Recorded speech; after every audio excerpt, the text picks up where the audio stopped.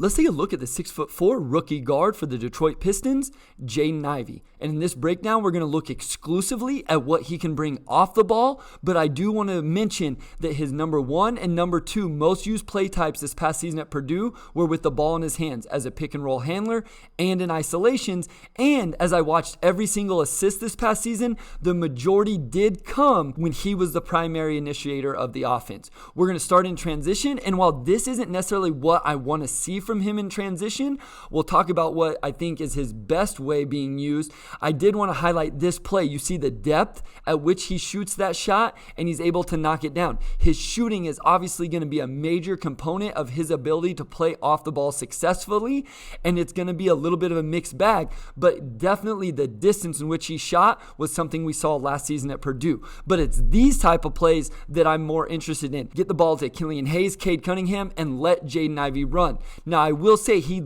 often was looking for the outlet, as you saw there, but now he's able to get out and run and attack an open lane, open space, and an unsettled defense. Would have loved to see him use his left hand there, but you see him finish through contact, and then again, he's kind of looking for the outlet, but an unsettled defense, and then now he's able to show off that explosive first step and then ability to get to the rim and attack. Here against Texas, a little bit of a closeout, but again, notice the open space in the lane. He's able to attack that. And then even though the majority of his assists did come when he was the primary initiator, he did show an ability when he's playing off ball like he did there in transition to get in the lane and make the play. Again the Summer League this past week against the Portland Trailblazers, Saben Lee's dribbling it up. Jaden Ivey runs, gets the kick ahead pass, attacks the lane, finds Braxton Key in the corner for a wide open shot. So in transition, most of his possessions were with the ball in his hands, but you saw a few there where he could get out and run with somebody else and then attack the defense. I talked about the shooting. What he absolutely has to be able to do is when a defense is unsettled and there's been an advantage created by the offense and he's the one more pass like he is here, he has to be able to knock down these shots. On this one, he misses. Again, you can see him shooting with depth.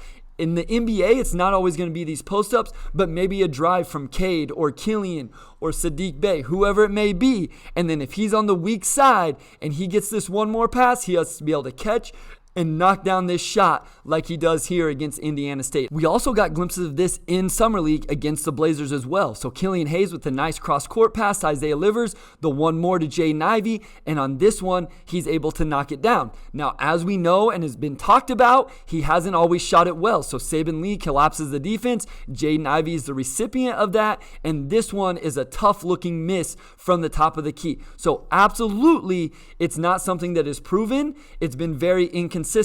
And then even here, just these are ones that I think will be just icing on the top if he can knock that one down. And then here you see him in some action within the offense. So sets a block-to-block cross screen, comes to the top, able to catch and knock down. So just all the different ways he has shown an ability to knock down shots off the ball. Here it's a little bit of more of a handoff, but off-ball action to start, reads the defender, going hard over the top of the handoff, able to set his feet and knock that down.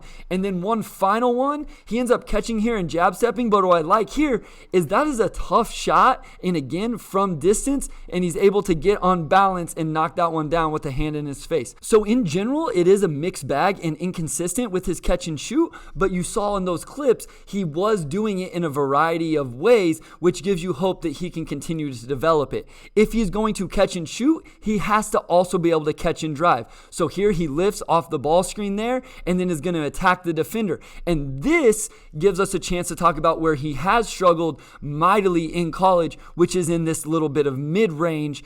And here off the 1 foot, it just isn't able to knock that down, even though he finishes up with an offensive rebound against Northwestern. Again, off ball, lifts off the ball screen action, and the first step, you see him be able to create an advantage, but not able to make that shot. From 6 to 15 feet right now, he's still trying to decide, am I going to shoot a floater? Is it a pull-up jumper? Whatever it is, and it just wasn't very good this past season at Purdue. Here against a really good defender and lottery pick himself, Johnny Davis, the first step immediately goes by, gets into the lane, and this comes into a little bit of the decision-making. I do think he's a good passer in these situations normally, but he does miss guys at times, has a big open here, has a teammate open on the perimeter, and then again, just hasn't been very efficient finishing in that range, something he will absolutely have to improve upon. Again, we see him get an advantage on a closeout here with the ball coming out of the post. That may not necessarily be where it comes in the NBA, but whether it's drive and kick, now can he catch and drive as well? And we do see him finish one of those in that range that I'm talking about. That's going to be a huge development for Jaden Ivey, whether he's on ball or off ball. And then attacking Johnny Davis again. So high-level defender, and we see him, if he's going to be able to shoot a little bit, force closeouts, he's going to be able to attack these. Probably makes the wrong decision here. Has a teammate open on the weak side. He is going to get into the lane, draw fouls as he gets it there, but he's just going to have to be better in those situations. And he does drive and kick. So he's going to attack Max Christie on this one, brings the help defender, finds an open teammate for the bucket, and then one more against an unsettled defense, catch and drive. And then I don't mind this. I know this makes a lot of people uneasy, this drive to the baseline, leaving their feet, but he has the dump off here or the hammer to the corner. He dumps it off right on the lane, gets his teammate a wide open dunk. So you can see he's creating opportunities for himself to score as well as his teammates. And then running off screens. This is something he did way more than I anticipated. And again, it starts with the shot. Can he run off these screens and actually catch and make the defense pay by making shots? We see one there as he reads and flared a little bit. Here he's going to curl it all the way off, again from distance. And with movement, he's able to knock that one down. Now, the shot is not always consistent. It was the same on these. From distance, again, I just want to continue to reiterate that the three-point line in the NBA shouldn't be something new to him because a lot of his shots came from that distance anyway. But you can see if people have to chase him off the screen, what advantage it gives someone like Jaden Ivey. So I'm very interested to see if the Detroit Pistons run some of these sets, running him off baseline staggers, off floppy actions, and then allow him to get downhill like we've seen in the previous two clips. And then also, even if guys, he doesn't here, but if guys want to cheat under and allow him to flare, now he can attack to the baseline. And again, he leaves his feet, but finds a wide open teammate. He had a plan there, gets him a wide open shot. And Detroit did run this, not the staggered stuff, but a pin down here in the corner, gets him curling off of it. This was the first play of Summer League, makes the read for the lob to fellow rookie Jalen Duren. And then an action the Pistons absolutely run, and I expect us to see Jaden Ivey playing off ball, is the screen into the DHO. So here's the screen, DHO. One thing that he's going to have to be able to make shots, or else guys are just going to go under the screen like Michigan State does here.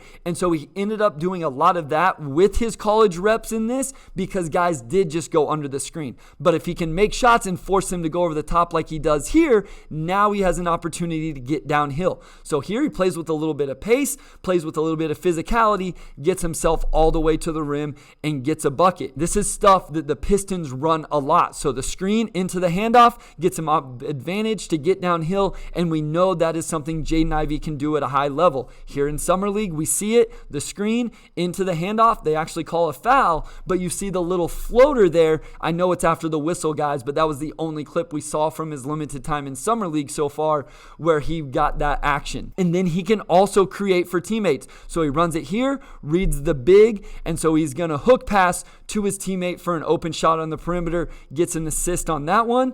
And then I love his ability. I do think he reads screens and defenders well. The defender steps up to hard hedge this, so he splits them, takes on the help defender, and makes the nice hook pass to get his teammate a layup at the rim. So I do think he reads screens well, and that's another reason why I think we can see him be effective playing off the ball. And then finally in cuts, he only had 16 total possessions with a shot attempt in cuts, so not as many as what you would want, but with his ability to read a defense and be explosive, I think he can be good at it. So we see the same action coming. The defender's going to cheat over the top, so he puts his foot in the ground and goes back door.